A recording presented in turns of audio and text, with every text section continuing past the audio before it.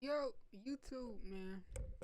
So, this guy, I'm pretty sure like everybody knows guy in TikTok goes by the name of Ray Williams. Williams Johnson. That's it, right? Ray Williams Johnson. He be making. I like his videos, bro. He be making like a lot of good videos that I actually like watching. He like fixes my attention span. I don't know how to.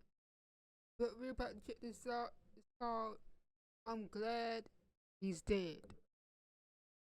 So this guy's now in prison because he murdered someone famous. Now the guy's name is Christopher, and Christopher is 21 when the story starts, living in Wisconsin, and bro is just mentally unwell. In fact, he's hearing a lot of voices in his head, and they're telling him to do really bad things, and he's trying his best not to listen.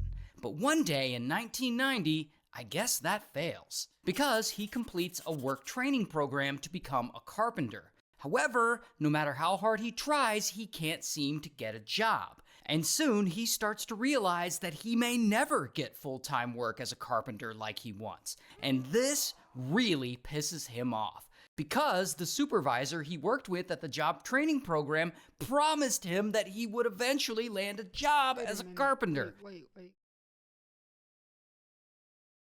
This the dude that ended Jeffrey Dahmer because his name sounded familiar. I just didn't know.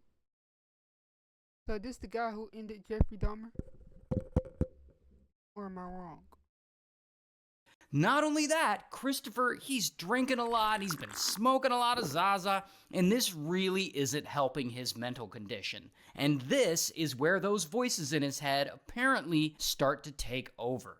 Because as all of this is going on, he decides he's gonna get revenge on the job training program for making him think that he could get hired somewhere. And so he grabs a pistol and he heads over to the job training office. And there, boom, he confronts the supervisor and the manager. And he points the pistol at them and he demands that they give him some money. But the supervisor, he doesn't have much money. So he just gives them the $15 that he does have. And I guess this isn't enough for Christopher. And so, blam, he unalives him right there.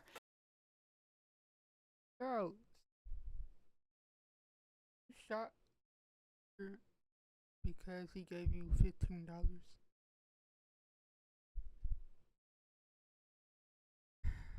And so then the manager starts freaking out. And he's like, here's $3,000 and all my credit cards. Please don't shoot me. And I guess this actually is good enough for Christopher because he suddenly leaves, allowing the manager to live. And immediately, See, that's where you messed up at. You left him to live, and now he's gonna call the police. End up in prison for probably the rest of your life.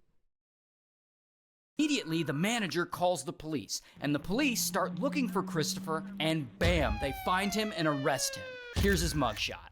And he's sentenced to life in prison. But here's where the story actually gets interesting. Christopher ends up in the same prison as this guy, Jeffrey Dahmer. You know, Jeffrey Dahmer, the infamous serial killer who ate people. And so Christopher and Dahmer, they're both at this prison. And of course, at the prison, Dahmer, he's kind of a celebrity. Like, everyone there knows him, they know the evil things that he's done, and because of all that, the other inmates there, they all kind of hate him.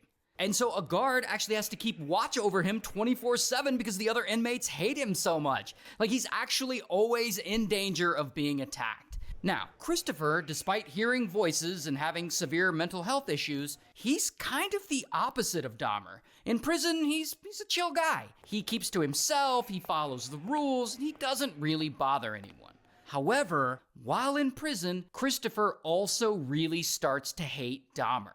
He hates him for the crimes he committed, he finds them deeply disturbing and evil, he hates him because he targeted mostly people of color in his murders. And to be fair, Dahmer makes it really easy for people to hate him. Not only is he a serial killer, but he seems to want to lean into his reputation as a horrible psycho. Bro, I watched the documentary on Netflix, bro. This man was making money like prison, bro. Making fun, like chicken bones he'll make fun of that and act like it was body parts and put ketchup on it, act like it was blood and everything. Bro, that's a sick man, bro. Path. Like, he'll do things like he'll mold his cafeteria food into what looks like severed body parts, and he'll smear them with ketchup to make them look like they're bleeding. And to make it worse, sometimes he'll place that food around the prison where other inmates and guards will, like, find it. And I guess his whole goal is to just upset people there. So you can see why people there hate him. Anyways, as Christopher gets further and further into his prison sentence, it seems like his mental health continues to get worse. Not only is he still hearing voices, but he now believes that like some sort of God is speaking to him. He also believes that he is the son of this God, and he's totally willing to follow whatever orders this God gives to him. But he apparently doesn't really tell anyone about all this stuff. He pretty much just continues to keep to himself, and he doesn't bother anyone. Until he decides he's going to murder Jeffrey Dahmer. Apparently, the voices in his head, his gods or whatever, whoever's been talking to him, they have been telling him to make this happen.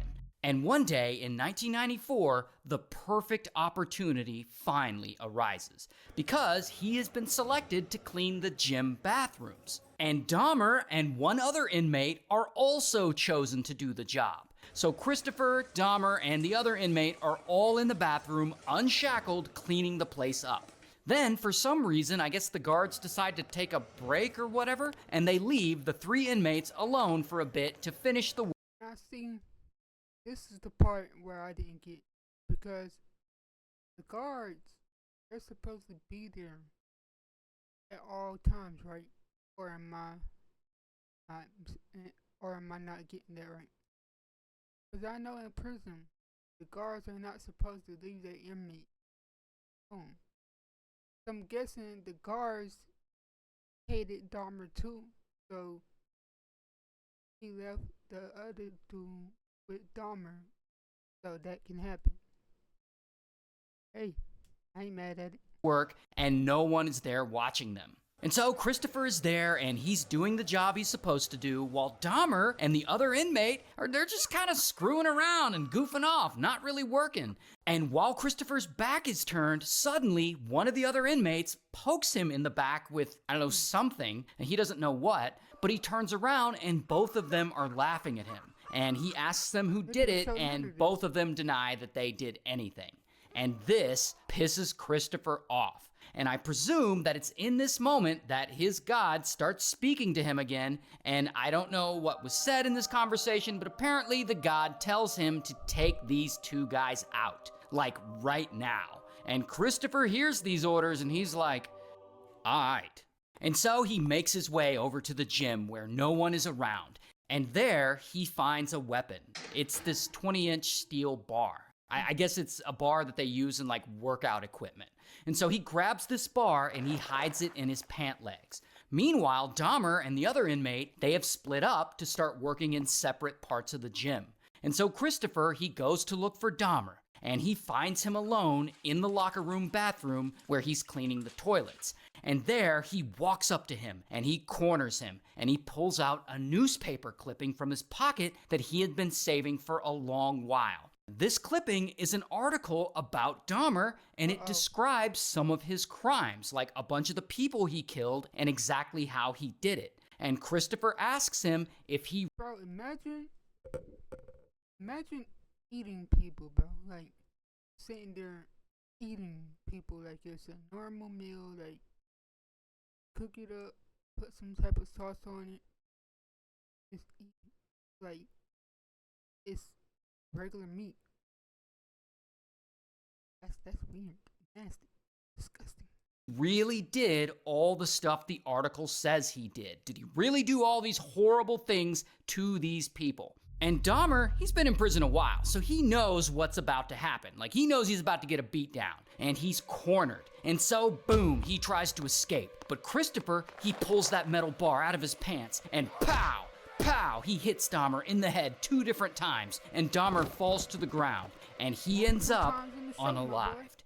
Then Christopher starts looking for the other inmate because he had always hated that inmate too. He believes that that inmate is racist because that inmate is in prison because he had apparently murdered his own wife, and then he said, I didn't do it, it was actually a couple of black guys. And it turned out the black guys didn't exist. He was just blaming a minority. So anyway, Christopher starts looking for him, and he finds him cleaning a different locker room, and he approaches him, and without warning, pow, he beats him with that bar too. And that inmate eventually ends up unalived as well.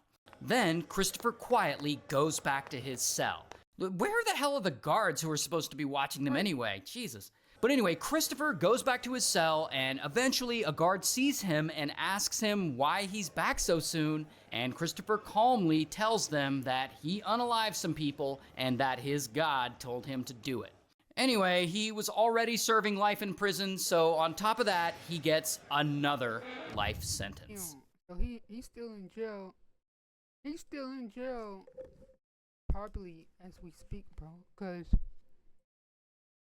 he was already serving a life sentence. But since he killed 2 people, already, yeah, but I'm gonna start reacting to more his videos because I like it. I like how it like keeps me like focused on like the videos and stuff. So you guys like it also. Go ahead, leave a like, comment, share, and subscribe, man. And catch y'all in the next one.